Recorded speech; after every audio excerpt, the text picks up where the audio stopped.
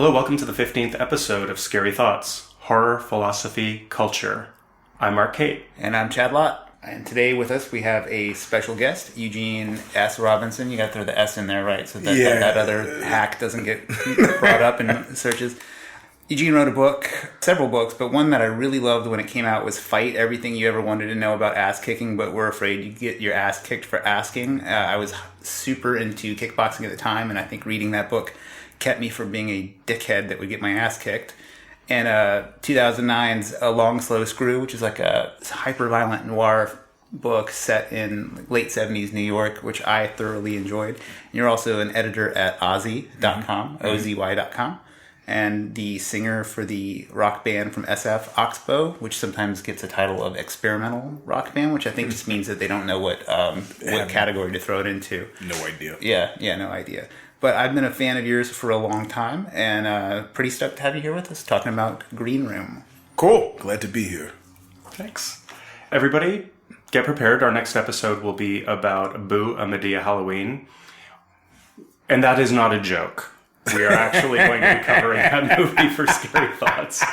Yeah. It is exactly what you would think it would be. Hilarious. And difficult to get through. Yeah. So we assume that you have seen Green Room. If you haven't seen it already, go pause and go watch it, then come back. Otherwise, you're going to have this spoiled out of your face. Mm-hmm. And after you watch this, listen to this episode, go over to iTunes or whatever device you're interacting with the world with and give us a 5-star review, because one day we hope to retire with all the money that you make from doing philosophy horror podcasts. That's how iTunes works. Yeah.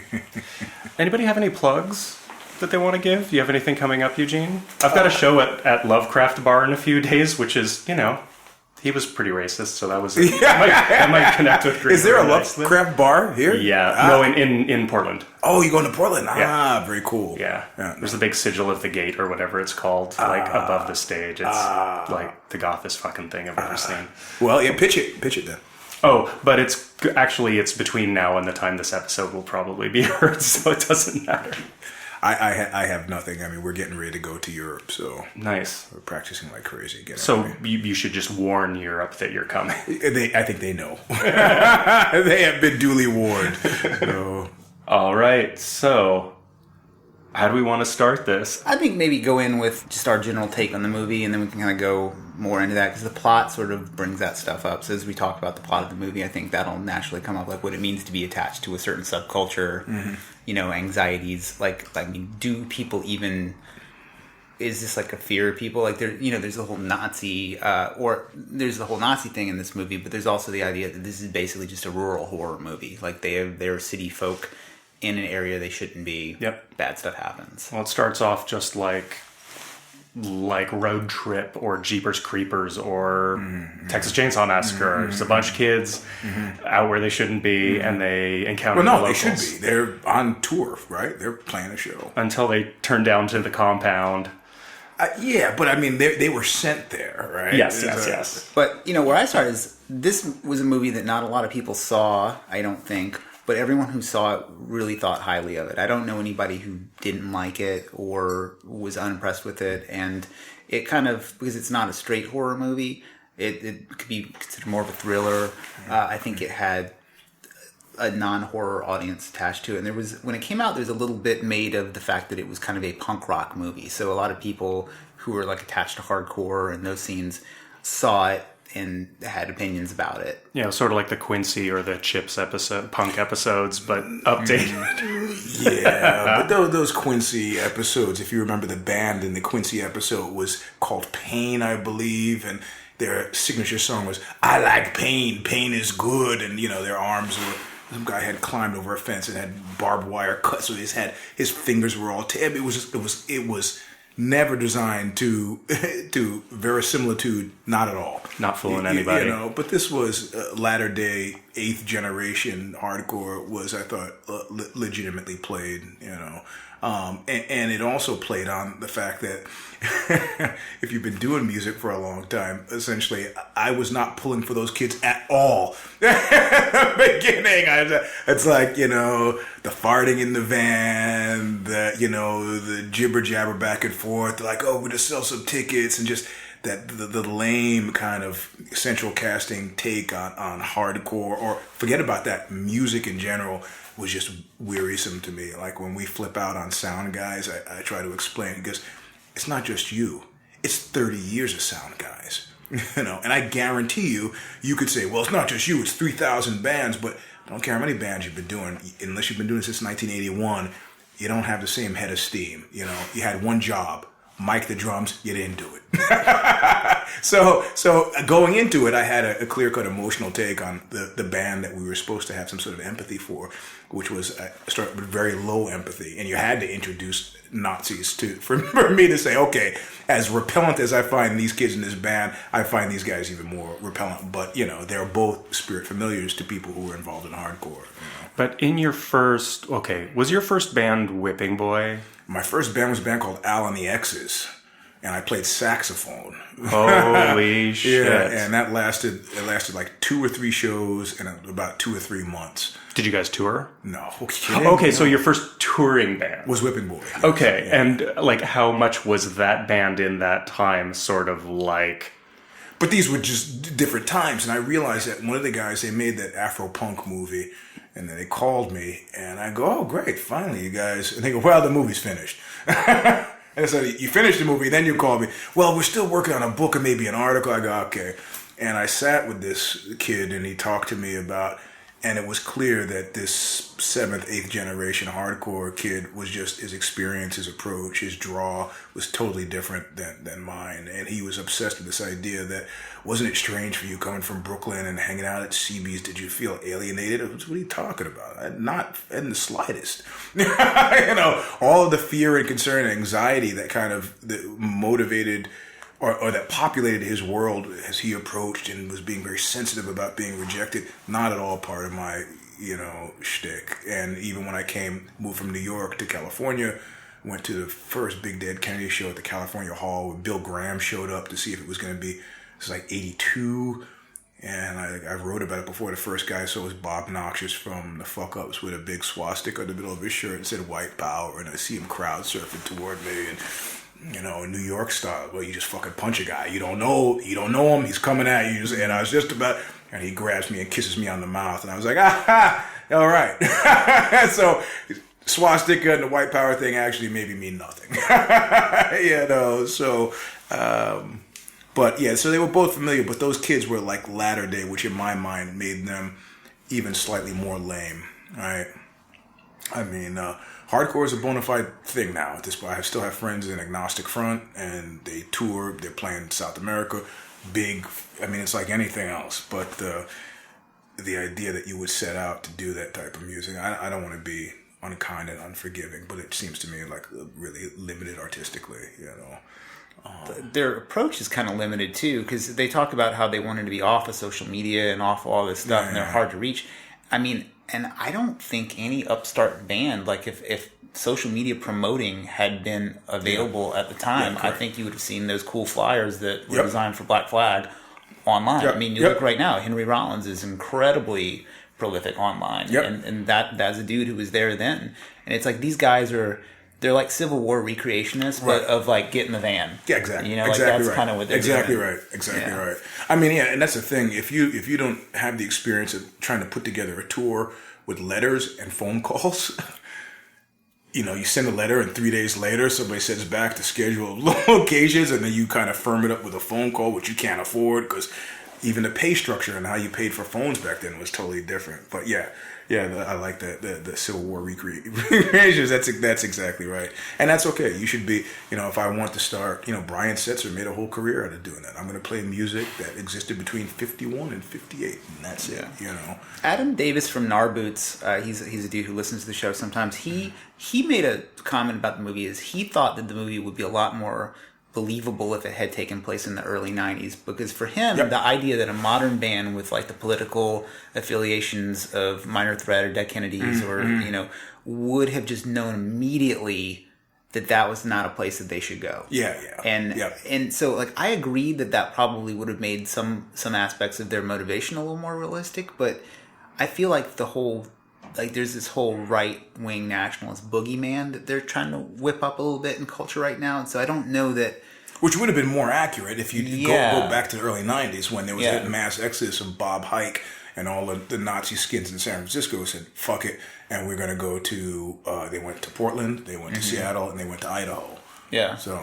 Like, I grew up in New Orleans, and there were, like, vestigial Klansmen type shit down there, but you didn't really see neo-Nazis anywhere, and you always knew, like, just from reading punk magazines that it was in the Northwest, out in the middle of nowhere. Right. I kind of thought that it was bullshit that a band could just show up at a white power compound and play until I just read Harley Flanagan's. I was going to say. And so he just talks about that. That like, oh yeah, we just showed up and there were white power guys and it was hilarious and blah blah and hijinks happened. And you're like, man, that just seems so fucking insane to me that like in this day and age where you can't even like advocate for a slightly conservative point of view without being called a Nazi. That like if you had like a white power shirt on, like you, I mean, look, okay. So Harley's first. Can you guys contextualize who we're talking about? Harley Flanagan. His first band was called the Stimulators. He's most known for being the founder of the Cro-Mags, hardcore stalwarts, kind of crossover hardcore metal. Were they Jersey or New York? No, he's New York. Okay. He was a lifelong Lower East Side. Well, not now, but he was a Lower East Side resident.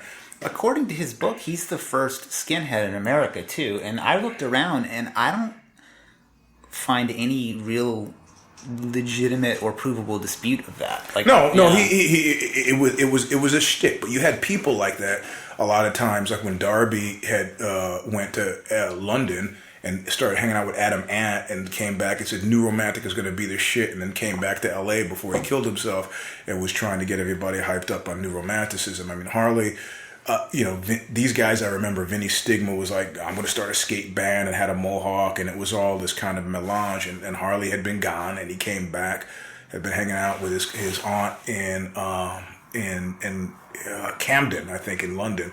And he was, boots and braces. And I mean, realistically, it was he's a short guy and a small guy and grew up in the Lower East Side where he's constantly getting jumps. So he was street fighting a lot.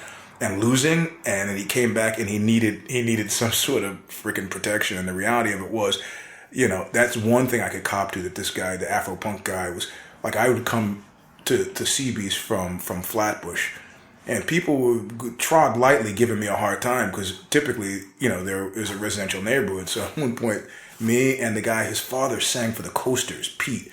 Was a black punk rocker from Winthrop Street, 2 blocks over, and we'd walk to the train together, and people would say, punk rock, get the fuck out of Brooklyn. And we're like, yo, we know where you live. You're at your house saying this. We'll come back and burn this fucker to the ground. Fuck you. And they would get quiet. So we never had problems in Brooklyn, but in the Lower East Side, people would, you would get fucked up. So he came back and he said, okay, we're going to do something different. And then I remember in short order, Ray, who was later on Warzone, these guys all started shaving their heads, and it always seemed kind of retrograde to me because I knew about Screwdriver at that point. It was like, and it was not a deal on the Lower East Side, but you go to London and people, Brits are the only place where I feel more dangerous, and it's as dangerous as America.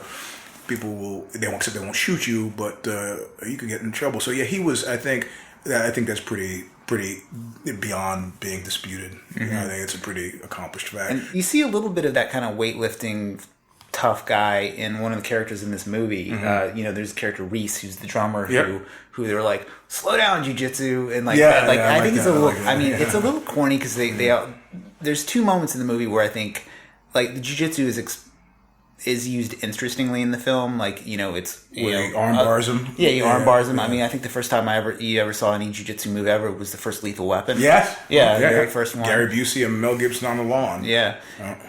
And this though, it might be the first like explicit jiu-jitsu murder I've ever seen in a film. Like he gets like rear naked choked. He chokes the big Nazi to death. Right. But there are two things where he's like explaining what he's doing, like in a tournament. This is what would be happening. It's like, I was like, do people just not know that that's what he's doing? Yeah. And it was a weird little bit of dialogue that sort of takes you out of the film because there's so many like touches of ultra realism in the film. Like, for instance, how they siphon the gas is really how it's done. Yeah. Instead of like sucking the gas and spitting it out like it is in movies, like that works. But you use that double hose system that they have. So there's all these little touches in the film. And then there's that, which is sort of realistic, but it's kind of goofy. I mean, what did you think of the violence in this Actually, film? you know what? You mentioned that, and I said in the fight book, and I've said in subsequent occasions to say, one of the best parts about the rear naked choke is that you can actually talk to the person as you're doing it. And I remember getting into a scuffle at a show we played in Washington, D.C., and I get the guy in a head and arm choke, and you actually see me talking to him. The guy's like, let me go, and I cinch it up, so he's like... And I said, I'll let you go if you're okay. Are you okay? So this is a conversation that's the guy was overmatched from the beginning, but he, tried to fucking hit me. So this is what happens. But somebody had made a videotape, and I asked him to pull it off because I don't want that shit online. But I'm asking, I'm talking to him, and then he goes, okay. He said, if you let me go, I'll let you up. So you actually see me laughing. It's like, man, you're like jacked up with your arm over your head, and the choke is you can talk to him. But the fact that he would have been explaining that it would have been a narrative kind of expositionary thing is sort of I didn't find it jarring. I was just happy to see it, and I was checking out his form. I was like, why are you crossing your feet? Right? Don't cross your feet. Heavy on the legs, pull the arm, but it didn't. The fact that he was talking, what he was talking about, I wasn't paying attention to. The fact that he was talking seemed completely normal. I mean, you can't talk in competition, right? You'll get DQ'd for talking. Yeah. They don't want you to do it. But if it's a street fight or in training, it's pretty common talking to guys. Yeah. So. What did you think, Mark? You liked this movie, right? You reckon? I'd Yeah. seen it like 3 times before. I think I'd even suggested we do it for this. I'd seen it 5 times. I think before we even did the podcast, this was a movie that you had talked about liking. Yeah. Thanks, great. What I think is interesting about it is that it's essentially a thriller, but so many of the elements are so understated. Right. I mean, I have nothing for mumblecore, the American film movement, if it's not really movement, but this is sort of like if you... Movement. Oh, it's a what? A Bowel movement. Truly. I really don't like American indie films, like capital A indie films, but this is like if you took that sort of ethos, which is noble, and like put Die Hard into it, give it some fucking direction and some focus and purpose, but everybody's still kind of honestly like mumbling and failing and just falling through the movie. So it's not jarring at all when you see the one bona fide star of the movie enters into it. The main old guy is Patrick Stewart. Patrick Stewart. So it's not jarring at all when he comes in. It seems like, of course, right? Yeah. Well, to me, the thing that is especially not jarring. Well, it's almost jarring. Like Hollywood movies, violence is like precision and successful or fails for weird reasons, and it generally, in this movie, how I find it contrary to Hollywood films and Hollywood violence is that preparedness does not guarantee success, and preparedness does not trump lesser preparedness. So what's his name, Reese? So his preparedness, I mean, it buys them time. But he jumps out a window and just gets knifed. Like he's just on the ground. The exception to it is Imogen Poots' character, Amber. She's not prepared as a fighter, but she's cold. And that's why she gets through it, is because she doesn't stick her neck out. But all these guys with their guns and their dogs, it's not that they weren't a match for the scrappy mystery machine gang. It's that like they just, one guy missed, and then the dog just happened to run away, and it's very happenstantial. I mean, the key moment of failure for the band is when they give up the pistol. Okay, can we just take a moment and talk about that? So on a scale of 1 to 10 of bad ideas, I give this one a 10. And especially when you have Amber, the Imogen's character, says they're yelling back and forth about it. She's like, I like the odds of having a gun. Just shoot it through the door. And there's a moment where she's looking at their leader's feet, And they could have just put the gun to the door and just blasted him, and that cut the head off. The monster falls. So that probably could have been the end of it right there. But they decided to make like a deal with the first shocking bit of violence. Like when he pulls his arm back in, I was like, oh, this is a different movie than I was expecting. Because it's so gruesome. Like the top of his hand dangling off. You're like, oh, I'm watching a serious movie now. Right. Yeah. Yeah, I thought that was. It's interesting. If you've ever known like hyper violent individuals, I don't think they would have employed nearly as much craft. I think they would have, in a very direct, kind of one-to-one way, said, "Listen, we are now getting all of our weapons, and in about 30 seconds, we are just going to start firing through the door, and we don't give a fuck who we kill. So you can give the gun, or you can just all die with a gun in your hand." Well, I think that the whole thing was about evidence. Yeah. And that's why it was so strategized. It's like machetes only. Yeah. Don't hit bone. Yeah. Close groupings, or you're going to be cutting them out later. Yeah. So that's right. whether it's actually whether he was actually giving good strategy, it did sort of control the movement of. Do you remember that cop? There was a Fremont cop. And he was a drug dealer and had been bumped off the force and had been implicated in some missing persons cases. And they came, this is in the 80s, this is a famous case, right? His last victim was the girlfriend of Jonathan Christ, who used to sing for a Code of Honor. She's like, I'm going to go, she's selling drugs, I'm going to go make this deal with this guy, I'll be back. Disappears. And they come in and they say, hey, but he's a cop, so he's good. Evidence is all gone. They say, hey, we're experimenting with this new chemical thing. You mind if we test it out here? He's like, sure, go ahead. Well, the chemical was luminol. It's right as they invented luminol.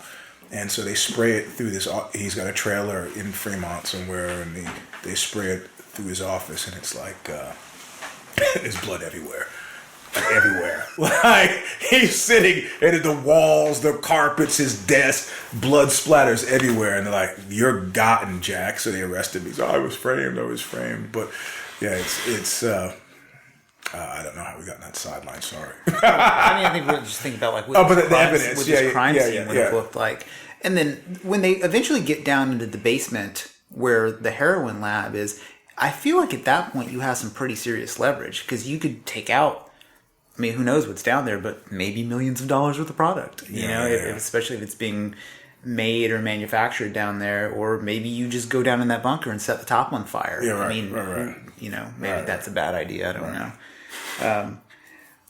One of the things that the film kicks off before they're even in the Nazi compound, there's this conversation about the compound being right wing, but technically ultra left. Yes. And the whole idea of like the taxonomy of these groups keeps coming up over again. They're like, oh, lots of boots and braces. Oh, is it DMS or Sharps? Is it Sharps? Yeah, right. And so red shoelaces. And it's that stuff. Like, who knows if I doubt a mainstream audience would know what any of that stuff meant. And I feel like even skinheads have fallen out of like mainstream knowledge until very, very recently. But what people are afraid of now aren't actually skinheads. They're like weird Trump supporters that wear like Hawaiian shirts and MAGA hats and go clash with Antifa guys. Yeah, well, that's why they had this thing in Huntington Beach. I was like, are you fucking kidding? You're going to be an anti-Trump guy in Huntington Beach? Huntington Beach has been in retrograde forever. Ever. What are you talking about? Recently they had some beach rally in Huntington Beach, and 2 or 3 days ago, and it was, pro-Trump guys, and they were pepper sprayed by some anti-Trump. So it was like 50 pro-Trump guys, 12, and they just kicked the shit out of the anti-Trump guys who drew first blood by pepper spraying the leader. But my first time in Huntington Beach, some guy tried to hammer our car on the freeway doing 75 miles an hour. I go, hey, another punk guy. I go, hey, that guy's waving at us. He says, pull out, get close. And so we're all going. Theo was playing a big show at the Olympics, so we're all going to the Olympic. And he rolls his window down. It was, what? And he leans out with a hammer. He's trying to. I mean, it's just non-specific freaking violence, And so you had to know this was going to happen. And he pepper spray the woman who's speaking, and the pro-Trump guys set upon him and beat him up. I mean, these guys are all, there's a heavy strain of Okie living in Southern California and all through California that then subsequently moved. I mean, you think of San Francisco skinheads and not being Nazi skins, they're all fucking Okies. They came from Southern California or Bakersfield or Fresno, a healthy contingent of guys who came up from Fresno who essentially farm communities, and then they kind of glom on. I mean, the only people who are still in the skinhead culture are fetishists, right? Or they're in the ska or 50s car culture or some sort of version. But if you go online, the only people that you see still rocking the look, it's a fetish movement, But it doesn't mean that those cats have gone away. Bob Hike is still somewhere. He just maybe has grown his hair out, He's just not wearing a bomber jacket all the time. I mean, these guys have had to integrate into society. So from San Francisco, if you remember Terry Sargent, Bash Boys, he's now like an electrician up in Portland. I was reading about him today, but I don't know. Oh, were you? Yeah. So he's got the mutton chops, but in general, he's not. His hair is cut short, but at this point, that could be a look anybody has, So they've reintegrated. Yeah, I just remember the first time I ever encountered skinheads in real life, which was probably like mid '80s at Gilman Street Project or some house party in Berkeley or Oakland or something. I don't remember, but I just remember my friend going like, "What do these guys do for a living? Yeah. Like, what job is this?" And in the '80s, like it was more conservative times in the workplace in a certain way. Yeah. Except I worked at Music Player Network when I was at EQ magazine, and a job they almost didn't give me when they found out I was an Oxbow, as the editor in chief of EQ recording magazine, and the PR woman was looking for some online stuff to write on a press release and found all the Oxbow videos. I was like, oh my god, this guy. So they had to have a serious talk about whether they should fire me before I started. And they called me. We were on tour. I was in Chicago. They called me and they said, we saw your movie. It's the Music for Adults had come out. And there was a clip online. And I go, was it? Which one? Was it the clip? Well, no.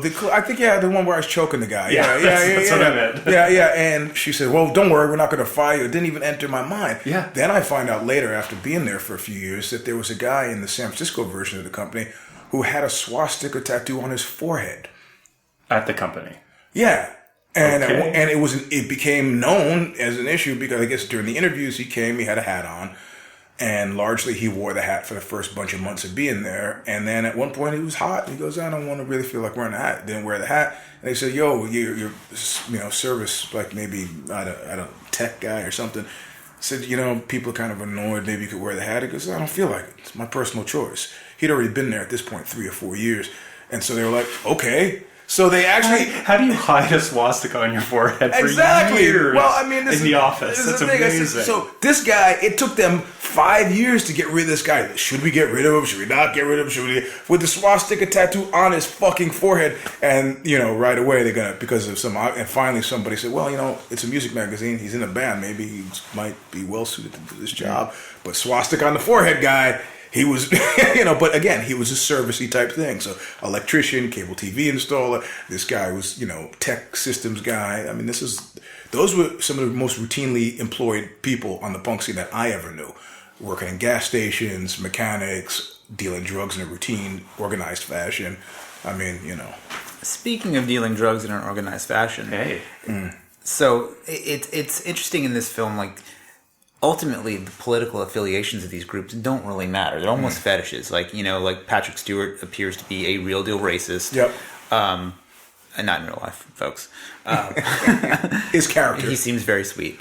But his character is he seems about it, right? Yep. And then they sell, but ultimately it is about money. It's about like the heroin trade, and it seems like a recurring trope in these movies that, like, at the very top of any white power organization, it's ultimately about drug dealing. And I think that might be, like, I don't have a whole lot of, like, for instance, in American History X, like Edward Norton's character goes into the film, when he's in prison, he's like all about it. He's like, I'm super Aryan. I'm, kind of like a normcore Nazi. And so he runs into these dudes and they're dealing drugs with the other racial gangs. And he's like, oh, you guys are fucking race traders or whatever.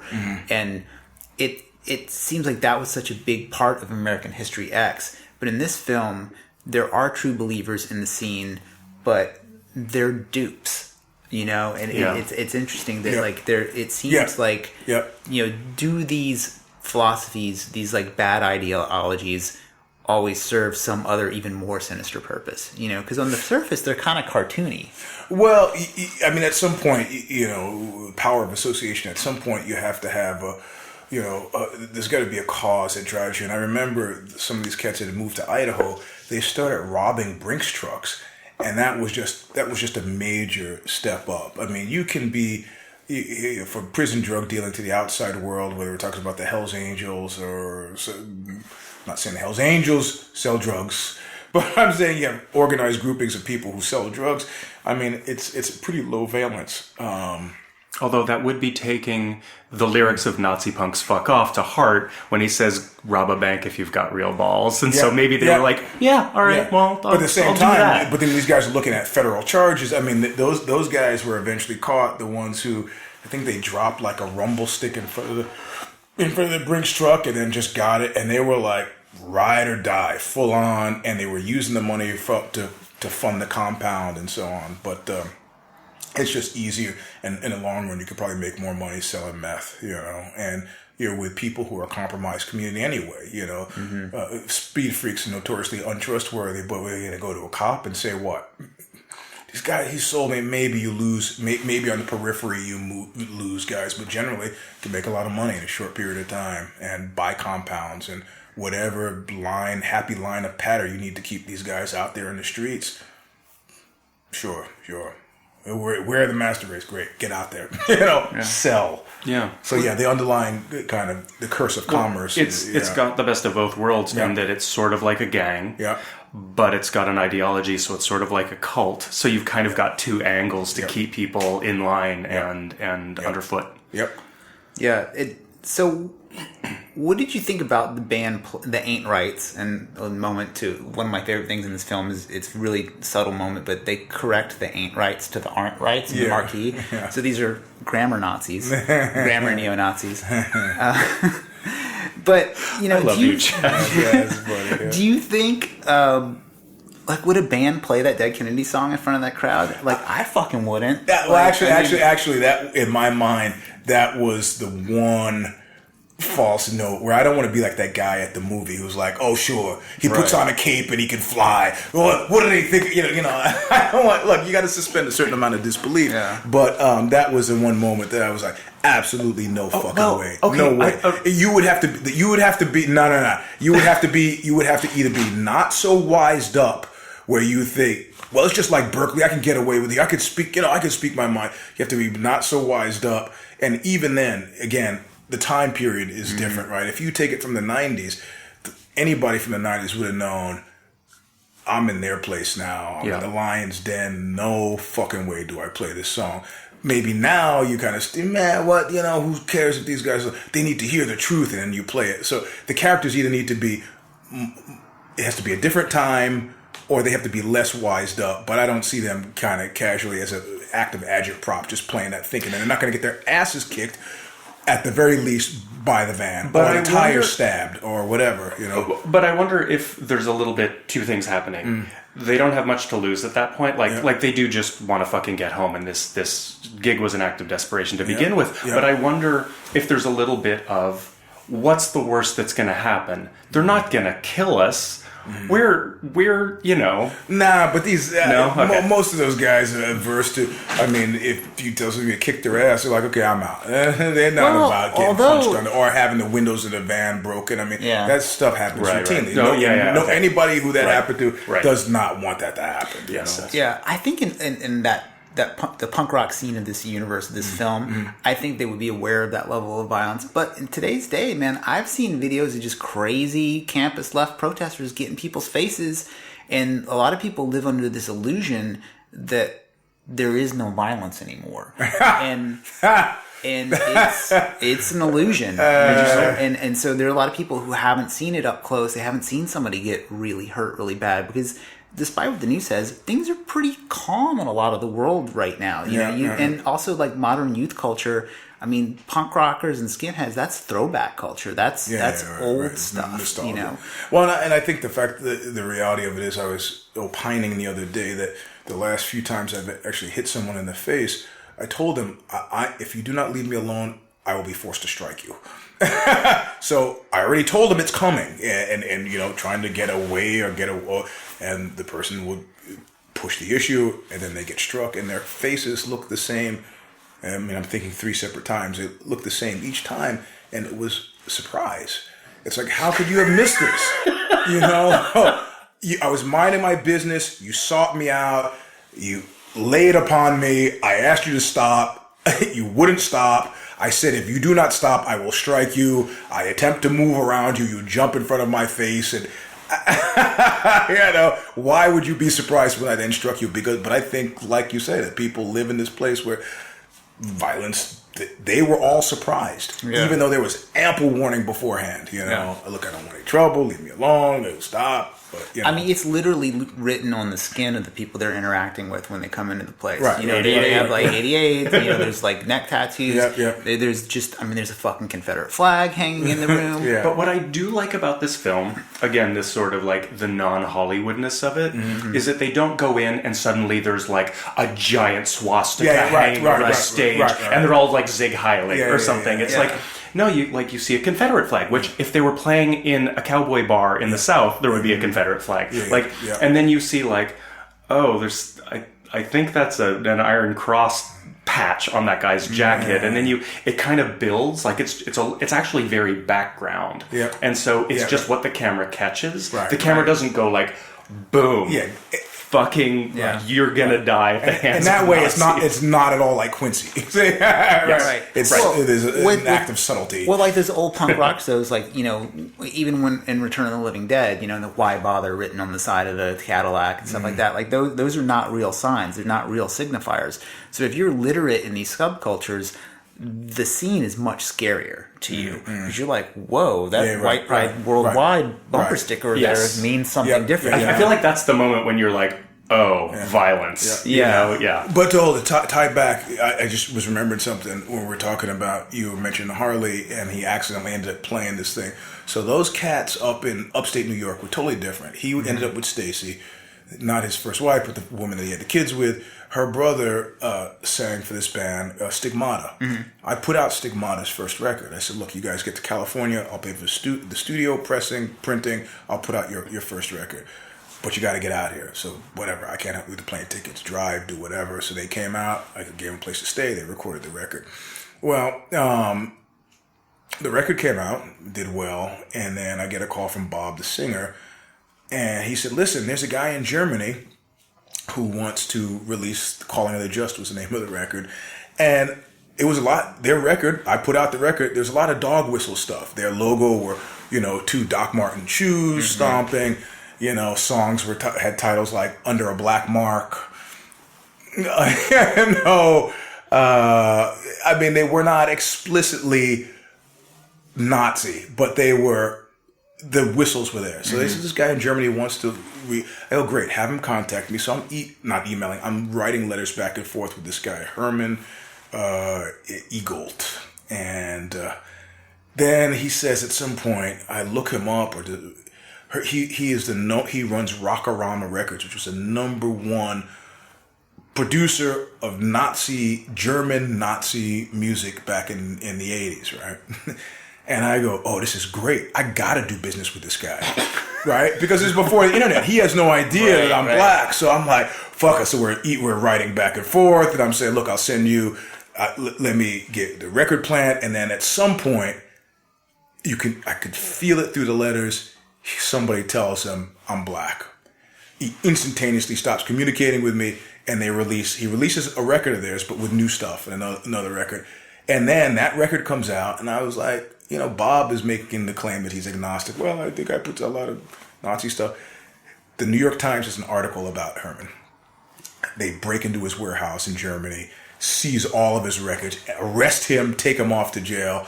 And so then Bob has to come back to me and say, hey, could you print up more records? So now, is Bob a Nazi skinhead? No, but he's putting together these festivals, and fundamentally, tonally, it was his thing. Does he think we should kill Jews? Probably not. But would he, if he could, rock a swastika? Or is he okay playing that? Yeah, does he have black friends? Completely and totally. So the idea that you would accidentally play a place that was like completely possible, but it's not nearly as accidental when you start to think, a lot of their shit was explicitly fascistic, but you could mask it as street justice. Hitler called it freedom of the streets. I mean, these are all similar tropes, but I was almost calling bullshit on that part of the story. It was like, we accidentally. Right. A modern sensibility says, if you know, then you don't go. But back then it was like, I know they don't care.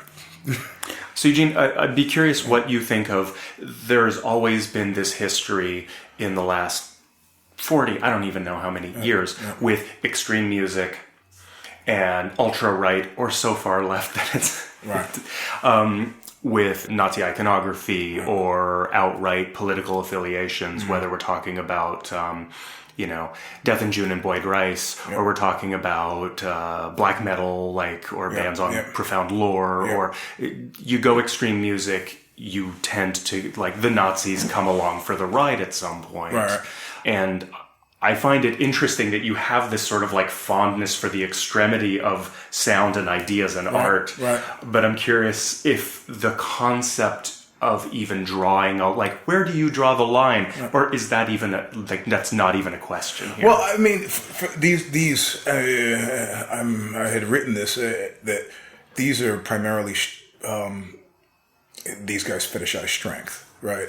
Like people were saying, how have you managed to, Eugene, a Negro, managed to, over the course of the late 70s to the 80s to the 90s, maintain a steady association with completely rebarbative, repellent elements of the scene, specifically Nazi skinheads or out and out Nazis. I mean, when I started publishing The Birth of Tragedy, all the guys in Chillicothe, Ohio, who were hardcore, again, these were letters. They show up to the Whipping Boys show, sitting in the parking lot in their VWs, playing Nazi speeches before they came to the show, and then suddenly realized, oh, he's black. So how do I maintain? I think first and foremost, what they esteem is strength, and I find most of the Republicans I know at this point in time are people, to a person. There's not a single exception to a person have serious early life chaos issues. I know a cop who's a hardcore Republican. His father ran away. Mother was a hippie. They lived in the streets in San Francisco in crap neighborhoods where they were beating up on a little white kid, and they were having to go to soup kitchens to eat. He's ardent Republican now. Every single person I know who's Republican, you don't have to push very hard or go very deep to find early life. And so that experience tends to create a situation where rigidity and order are as far away from a close friend of mine. He's talking about 13 years old. I'm going to go live with his father's Navy guy. I'm going to go live with my mother. And the mother and her Hells Angels boyfriend are shooting heroin at the kitchen table and beating him up and hardcore. First thing he does, I gotta get out of here, joins the Navy, hardcore Republican. It's an emotional issue for these guys. And routinely those cultures are worshiping strength. And I've been lifting weights since I was 9.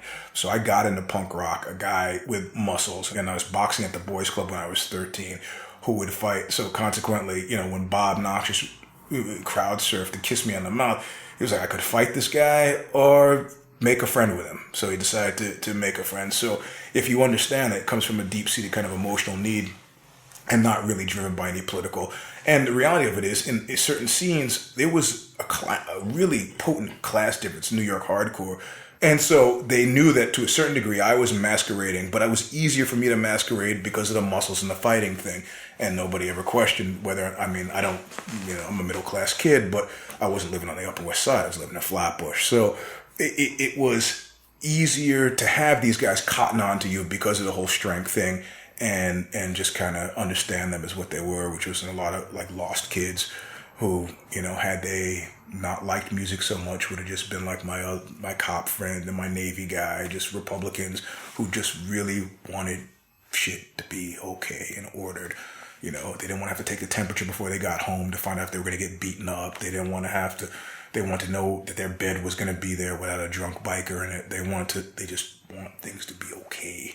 And what cracks me up is that they've subsequently then elected this guy, Trump, who, I mean, it's like an abused woman who has a succession of bad boyfriends, each worse than the last. I mean, this is ultimately, if you want somebody who's going to make it okay, why would you hire the head HA to lead your country? There's not, because he's talking about order and strength, even though nobody who's right-minded believes this.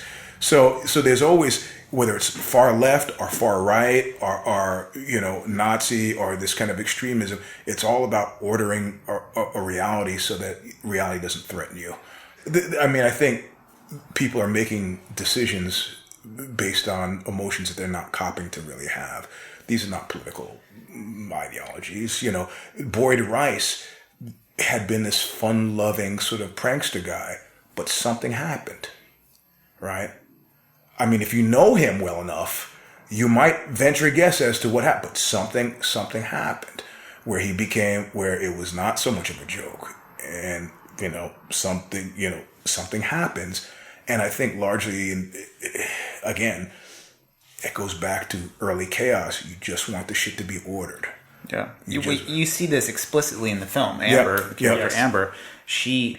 they're like, they call her Nazi. She's like, I'm not a Nazi. And then they kind of like want her to sort of like drill down into her personal identity. Mm-hmm. And they're like, well, what happened? Well, let's just say the people who hurt me weren't white.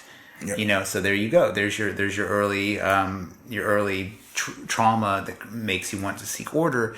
And then you can imagine in this small, weird little town that if you're just a freebooter running around by yourself, it could, who knows what the outside scenario of this town is. Well, just think of the way prisons often organize themselves. Mm-hmm. It's about safety. Yep. Right. Well, and also, I mean, we can go from, Minor Threat, go back to, I think Whipping Boy's first tour was Minor Threat's last tour. Ian put together a bunch of shows, and I remember standing in the backyard, Tesco V, arguing with Ian about Guilty of Being White. Yep. I was like, man, you're there's a clear-cut continuum from the Joe Strummer tried. They tried book Grandmaster Flash with the Clash at Bonds, and people sort of flipped out. You try, but you're stoking up shit that, he goes, but you don't know what it's like to live in D.C. And I go, and neither do the guys who like your music in London, and neither do the guys who like your music in New York. You're not making my fucking life easier. Even though nobody was bothering me or messing with me, but So it's weird, this kind of shifting ideological thing.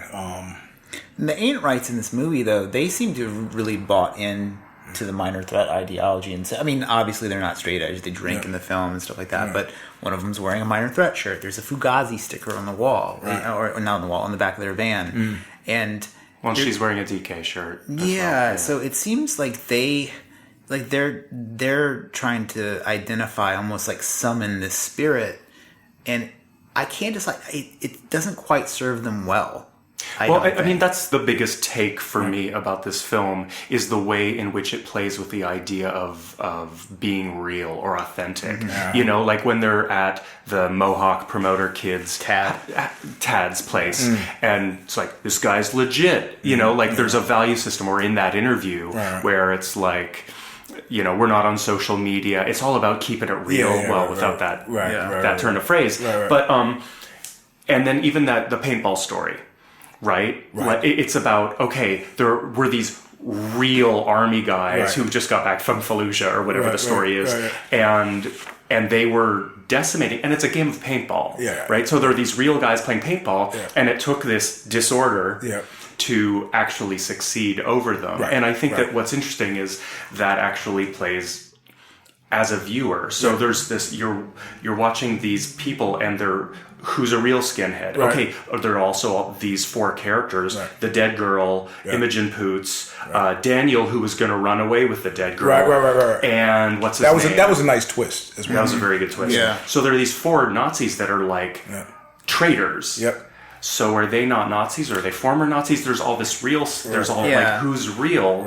And then you're watching this film that's about these Nazis that feels very real because it's got all these touchstones. So how much of the movie is real and authentic? Yeah.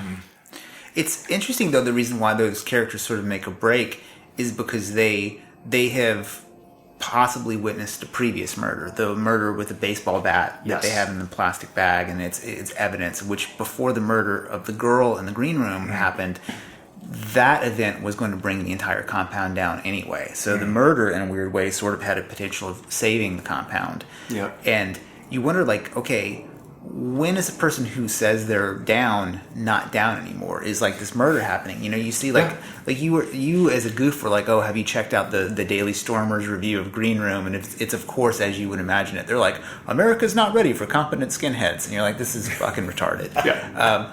But you know, one of the things in that is like they start talking like, well, you know, those red laces in that movie. If you want to know what a right wing death squad is going to look like, well, there you go. And you're like, really? Because they're not competent at all. Like, so if that's what's happening, like the moment they hit the borders of Chirac, it's not going to go well for them. Well, also, this is also something too that people have been expressing, and I've had to deal with some measure of this at work, where I go, I want, you know, the people who are writing articles, I said, I want you in the comment section engaging.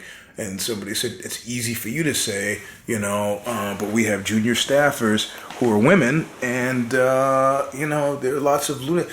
And I'm starting to think of this kind of alt-right menace. And I go, I'm just not buying it. I'm just not buying it at all in the slightest. Because there's no street level grassroots organization. Well, I'm not going to get beaten up by an alt-right guy. No, I mean, I've been seeing videos of people getting punched, but it's Richard Spencer, you know. Well, that's exactly what I was going to say. Is like I thought that the alt-left violence was a bit like the Satanic Panic. I was like, it's not real, it's bullshit. And then I saw that I was like at Berkeley when that Milo thing happened, and you're like, oh no, Can you just quickly give us context for the audience? Sure, yeah. So Milo Yiannopoulos, the recently discredited alt-right person who is hated by the true alt-right because of his personal degeneracy of being gay. Advocating sexual contact with 13-year-old boys. Yeah, like the NAMBLA thing is what. Yeah, there's the line that is uncrossable now. You know. And publicly admitting to felonies. I think it's maybe that line. Also, just the pridefulness of thinking that you could just say anything and you're going to be loved no matter what. It's like, look, man, like we raise people up to sacrifice them. Yeah. You know, it's gonna come. You know? I wanted some more of that punk rock spirit of him, just to go, fuck you guys, get out, I don't need you. Well, but he wasn't. He could see that fundamentally in the end, when it all washed out, that he was really like, you know, Sally Fields. You love me. You really love me. I want you to love me. No. Yeah, and then at that point, you're like, okay, this isn't about conservatism. This isn't about values. This is about your ego. Yeah, right. You know, and you suck like everybody else on that side. He did himself as much damage as Andrew Dice Clay did when he had the sobbing apology. That was it. You know, I mean, if there's a lesson for anybody, it's like you can be as big of a dick as you want. You just can't touch kids and you can't apologize. Right. But so he had his now famous talk on UC Berkeley, and a coworker friend of mine was like, dude, it's going to be a shit show. Let's go see if it goes off. So I was like, okay, let's go see if it goes off. Mm-hmm. So we go there, and it sure did. Mm-hmm. And I had always been kind of under the impression that the Antifa kids were much smaller groups. It was like Hot Topic ninjas out like throwing paintballs around. Mm-hmm. But these fucking dudes, and this is just definitely Berkeley, which has a neutered police force, they were shooting Roman candles at cops' faces. I couldn't even believe it had escalated to that level. You know, it's funny. My kid goes to Berkeley, and she was there that night, and a friend of mine who's a pro fighter was also there, Jake Shields. Oh, Jake Shields, Jake Shields was there that night, and they were standing very near each other. I go, Grace, go find Jake, you know, because I figured... Mm-hmm. But they were sending me photos of very similar events, and it was interesting to hear the competing narratives from 20 yards away, you know, from the guy who was, this guy was attacked by left-wing demonstrators, and he was really super drunk, you know, and spouting explicitly Nazi shit, and then he fell, and somebody reached out to help him, and this is the photo that appeared on like Daily Stormer sites. Like, this is how the left wing treats him, as though he were being. I saw that guy walking around. Yes, and he was fucking hammered. Right, yeah, right. And there was another guy wearing. You see some videos of like the cops escort this dude out wearing a red shirt. Right. He has I think it's like a Jordan jersey or something like that. Yeah. And they're escorting him out, and people are going, Nazi, Nazi.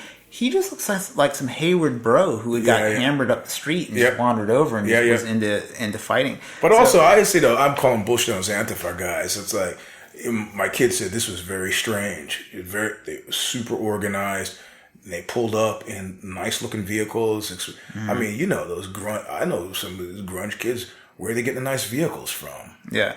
Well, that's why I think this is kind of, I call the entire like militant left. There's a bit of cosplay involved. You know, I'm not willing to even embrace the premise because I remember when the Tea Party came out and I was like, first thing I thought is, where these expensive buses come from? And these are not scribbled hand, the Sharpie signs. These are mass-produced signs. You know, if you're in a band and you're trying to get flyers printed up, you go to Kinko's. These are big, professionally done signs. Where are they coming from? Where are these people coming from? And who's paying for all this? Of course, now we know that through various shell corporations, it was the Koch brothers. Oh, so now we know. I talked to this guy, my crazy Trump guy. He's like, well, you know, George Soros pays for those guys. I don't know if George Soros is paying for Antifa or not. I don't have any idea. But it doesn't smell like grassroots, natural born punk rock organically.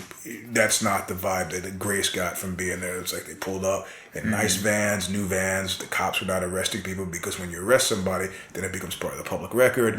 Find out who they're connected to and why they're there.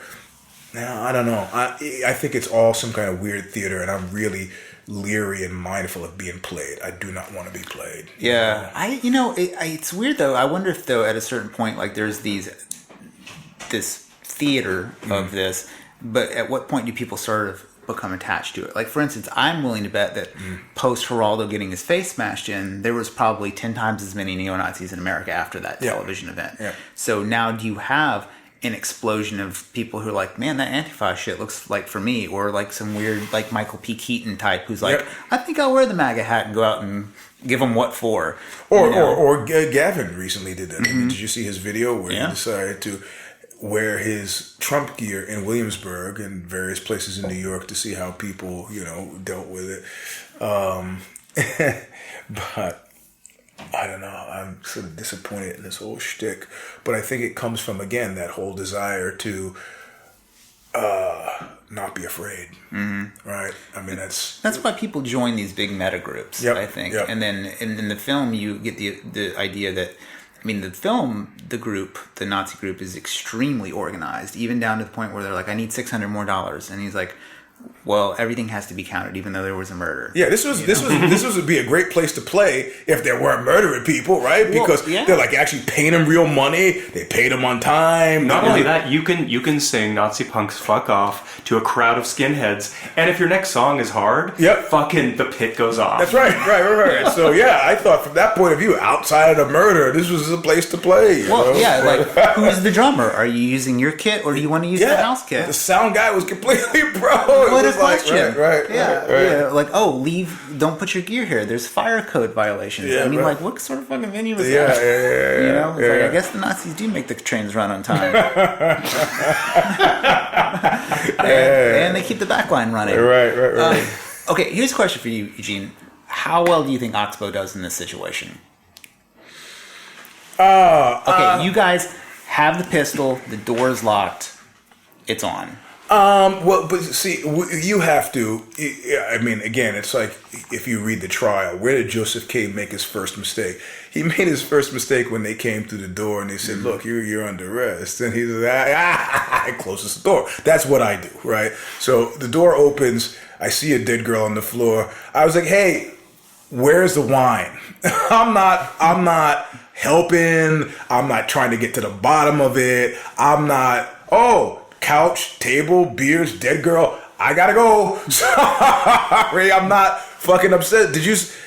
Hey, you got a girl who's drunk in that back room. I'm not. But once I'm in the room, once I'm stuck, and I have a gun, and is this? They still think that the heavyset guy's alive, right? Yes. Well, he's still alive. You have the option of choking him out. But okay, so I was thinking about what you just said, right? And there's a moment in the film where Pat, who's the bass player, Anton Yelchin, who I believe this is his last role other than the Star Trek movie, right? Before he died. He's dead? Oh yeah, this is big news. He got his car rolled over him in his driveway in LA. Patrick Stewart? No. Anthony, the other Star Trek guy. Okay, yes. Okay. Anton Yelchin. He okay, played, all right. Yeah, Patrick Stewart's still holding it down. He's Yeah, all right. I must have missed that. All right. Yeah, he's adopting pit bulls now. Very sweet man. But, he walks in and you're like, he could have looked over and been like, oh, girl on the floor, seen this a million times. But the way the scene is framed, the knife is just at an undeniable angle. Yeah. So. Yeah, but whatever. But back to the question. You're not saying that because you really believe it. You're saying that because you're thinking fast and I got to get the fuck out of here. Oh, she's right? wasted. Yeah, exactly right. Yeah. So I'm stuck in the room with the gun. The guy's still alive. Mm-hmm. So what's my play at that point? Mm-hmm. I use that guy to get me out of the room. Mm-hmm. The guy who's still alive. And you have to make him... You have to get him to be convincing, I mean, I don't know that this would have worked, but it's like, get your fat ass on your feet. We're going to the car. You're going to come with us, or I'm going to kill him. And then they have to decide whether or not they care about that guy enough to let us go. Mm-hmm. It's like, I don't give a shit. You guys kill as many people as you want here, but we're not going down for this, But, I mean, ultimately, we were watching 300 the other day. And they're doing all that talk about honor and death and stuff like that. And I was like, you just do a movie of where Eugene would have been. And that's it. I were marching out to meet the 10,000 Persians. And I just going to veer off into the grass and wait for those guys to go and then head back to town. Take care of everybody who's in town, all the wives and stuff. Oh, it's terrible. He's gone. I'm not fucking doing... I mean, this has a real life corollary for me. I remember when there used to be these big riots on Broadway, right by the corner where on Broadway was, and then there was the stone across the street, and then Finocchio's, and there was this hill, and I remember these guys, Latino cats, would go see like Class of 1984, and there's survival and there's cowardice, and they're fundamentally different, right? Mm-hmm. And I remember a friend of ours was getting beaten up by these cholos, and we kind of waded in, and this was very different. This was not an issue of bravery. This is rescuing a friend. There are 10 of us, 10 of you. We can fight it out. That's perfectly okay. But I remember walking down Broadway with two other guys. We were on a triple date, double blind date, and these two guys are focused on the women that are at the corner that we're going to go meet. And I'm watching a police car like Starsky and Hutch at top speed, 100 miles an hour down the wrong way on Broadway. And I see people across the street pointing at us. And I just slow up. And I'm going, Jake, John, Jake. And they're so focused on the women, they're like, and I just stop walking and start walking the other way. And then I turn around at a certain point, and the cops just beating them up in the middle of the street. And the guys that turned them in are saying, hey, there's one more, pointing to me. And I look at the guy and go, like, for those of you listening, I'm like, what? It's a shoulder shrug. Like, what the hell? What the hell? I got out of this. Don't wrap me up. I'm just, so we got out of it. So, I mean, I have prized the question that the Afropunk guy said, you are a stranger in a strange land. Maybe if you're at a show, it's just one of you. Did you ever feel afraid? Did you ever feel... I've always over-prepared. Mm-hmm. I've always been a believer in over-preparing. So at that point where I'm stuck in the room, there's a dead person there, you got to know that their plan is not... They're not going to let you out. They've already killed one person. They're getting rid of 2 bodies, 3, 4 bodies. No. So you really would have to, in order to survive... kill as many girls as you want. Got nothing to do with me. I gotta get out of here. I need to get out of here right now. And if I have to use your guy to do that, and I don't know that would have been a successful stratagem at all, but I think that, again, like recognizes like. They decide they needed to kill those kids because those kids were do-gooders. Mm-hmm. They knew beyond a shadow of a doubt that these kids, as soon as they got to some place, were going to bring the awesome heft and power of the state down on their heads. Mm-hmm. They were not going to get in that van and go, wow, that's something. And weird shit happened. I'm not going to mention the name of the band, but at one point, it was a large band back in the early 80s. They were freaked out. They showed up at a Black Flag show. And so we went on a camping trip. They went camping. And this is in, just say, Massachusetts. They went on a camping trip in Massachusetts and had hiked for 2 days into the woods. And a lot of hippie communes there. And there's old people living in tents in the woods. And it was kind of cool, plangent, bucolic community. And they saw somebody stoned to death with rocks. right? And they fled 2 days back through the woods and came back to the show, the Black Flag show, and they told us, and that was it. They didn't come back and tell the cops, or like, whatever. Obviously, lunatics stoned another lunatic. It's got nothing to do with us. Mm-hmm. I mean, it was at that time, very much of a city orientation. Like, I see nothing, I say nothing.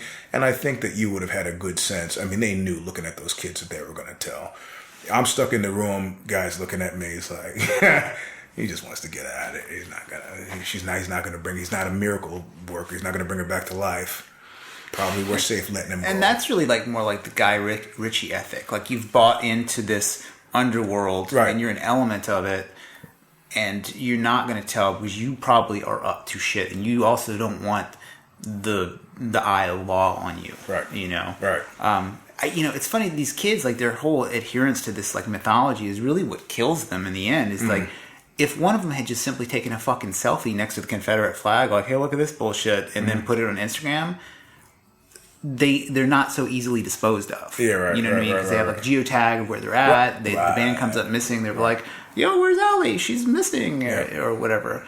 You know, and it's their belief in this version of punk rock that kind of ultimately does them in. And they're purists. And basically, you know, you have in this film this struggle between two pure ideologies. But the one ideology that's unpure because of the leadership is the Nazi ideology. Ultimately, it's just drug running mechanism or whatever. Right. And I mean, I thought Patrick Stewart was really solid in this. I think he's good when he does a villainous turn. Like, his Macbeth is awesome. Like, that movie that they just did was phenomenal. But to bring up Samuel Jackson for a second, I was kind of irked. I was irked, and I'm only irked from the point of view of artistic protectionism. That, you know, as a guy with a Screen Actor Guild card and who's spent time as a working actor, I know beyond a shadow of a doubt I'm not going to England getting any other role. You know, Patrick Stewart's British, isn't he? Yeah. So then he's playing a kind of Portland white supremacist skinhead, or Seattle. This is just my pet peeve recently, but I've just been like, all the guys in The Wire, Brits. All the guys in The Walking Dead, Brits. Yeah. So you have a nationalist objection to this movie? I hate to say it, but I just know that I just couldn't go. I'm not winning a BAFTA now or ever because I'm not getting roles in England. You know, I have friends who built acting careers, by being the one Japanese speaking white guy in Tokyo who wanted to act. Yeah. So every time they wanted, that was it. Boom, boom, boom. He got lots of work. Yeah. But it's not like, you know, as Brits, and I had some friends of mine who were British, and they were like, look, we've got the Royal Shakespeare Academy, the Royal Academy of Arts.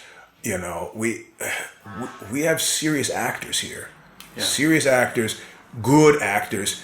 And if the accent is the one thing standing, we can do an American accent better than you're going to do a British accent, so fuck you. And I was like, that's I don't know. Well, they always go back to Ocean's 11 and they make fun of Don Cheadle's accent, and they go, that was a terrible British accent. I didn't think it was that bad, but the thing is, as an American, you don't know. Yeah. It sounds legit to me.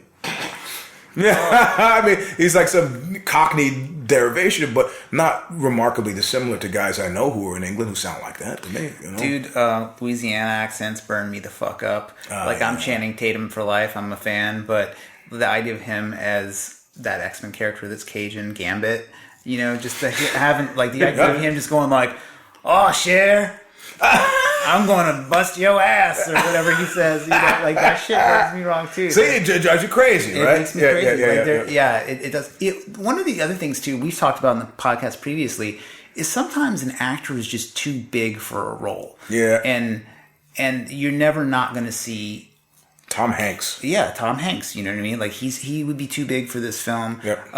You know, Keanu Reeves is too big for Neon Demon, in my opinion. Like, you're looking at him, you're like, oh, there's Neo from The Matrix. Right. Right. I just keep waiting for Patrick Stewart to turn to like one of his red lace Nazis and go, make it so. Yeah. And that sort of like, he's just too big. Like, I could imagine. I wish they had a more hokey character actor type dude. Like, you know who would have been awesome? Fucking Tate Fletcher. He's an ex-UFC fighter. He is in every single action movie now. Who's it? He's a 10th Planet Jiu-Jitsu guy. What's his name? Tate Fletcher. He has a big, gigantic beard. He owns a coffee company called Caveman Coffee Company. But him and his buddies, he just basically has everybody he knows that is still yoked and has cauliflower ear, and they play mercenaries in every single movie. Yeah. Like, he gets his face chopped off in the new Logan movie. But somebody, right. But somebody like that, I think, in this role would have been pretty cool. Yeah. But this is Hollywood's obsession with star system, and that's how they get the financing. Yeah. Because you can go to the money guys and go, look, we got Captain Picard or whatever. But yeah. Yeah, and the money thing is really relevant to this because the director's previous movie, Blue Ruin, was largely not totally self-financed. I know that money, but he and his wife staged. There was crowdsourcing for his previous movie. His friends and his wife, so it was kind of like their money. This was his first effort with other people's money and a lot of other people's money. And I think it's a pretty pure vision. There's a lot of really graphic violence. I thought all the stuff with the dogs was really shocking. Oh, yeah. I mean, it's interesting too. At the end, you keep thinking that something's going to happen with that final dog. Like they're like, the dog just escapes like just a shark, and they're you better stay off the road. And the dog's on the road, and then the gate closes, and it says "Beware of dog." And then eventually, that dog just lays down next to its master, which to me is the saddest death in the movie. I'm a dog nerd. But when that pit bull, who's just done everything it was supposed to in life, lays its head down next to its dead Nazi master, I just felt bad for that dog. I don't know why. Yeah. We didn't talk about the desert island picks and what that would possibly mean for the film. So in the movie, it's almost like a running gag what's your desert island band? You only get one, which is honestly like the laziest interview question ever, right? It's sort of like it's not even cribbing from the Proust questionnaire. It's just desert island band, you only get one. Yeah. But it kind of does structure the movie in a nice little way. It's a little trite, when they're just about to do battle and they start confessing. It's really forced, but it's fun because But it plays out in the beginning of the movie. They're talking about their desert island picks, and they name all the bands that you're supposed to name. They name Cro-Mags, Misfits, Poison Idea, and then they give an oddball one that's kind of like Steely Dan, one person says, and that's totally the kind of thing I really appreciate Buckethead, because of his virtuosity. Right. So it's also like a weird counter choice. Yeah. And then, like you said, in the middle of the film, there's when the shit is real, they're who they really are is revealed by that violence. It's like Simon and Garfunkel. It's like in The Dark Knight when the Joker's in the room and he's getting beat up and he's talking to the cop who's supposed to be watching him, and he's like, "Do you want to know which one of your friends were cowards?"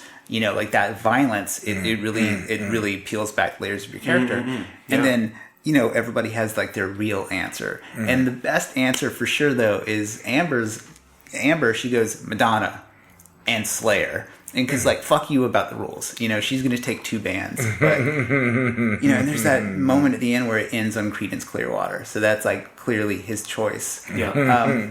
What's your desert... we'll just do it here. What's your desert island band, I don't know that it's, if I was to play this game, it wouldn't be a statement. That device is used in the film as a way of framing these characters. So... in the first half, it's about framing who they want to be, and this is about authenticity again. And then when they make their confessions, that's actually authentically who they are, ostensibly. Right. But I don't think mine is actually this big revelation statement. If I was only able to listen to one band for the rest of my life, it would be Cocteau Twins.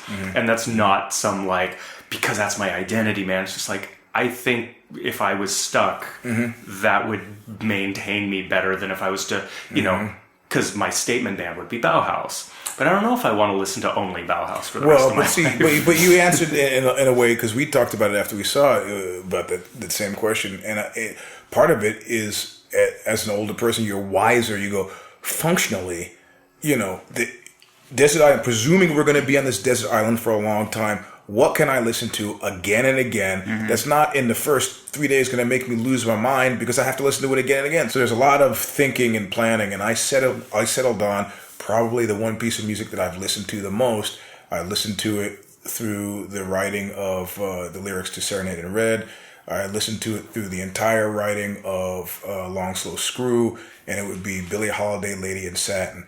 So I already know. I've listened to that record 273 times already. hasn't driven me crazy. I already knew I could stand to listen to that on a desert island comfortably until the ship comes and rescues me.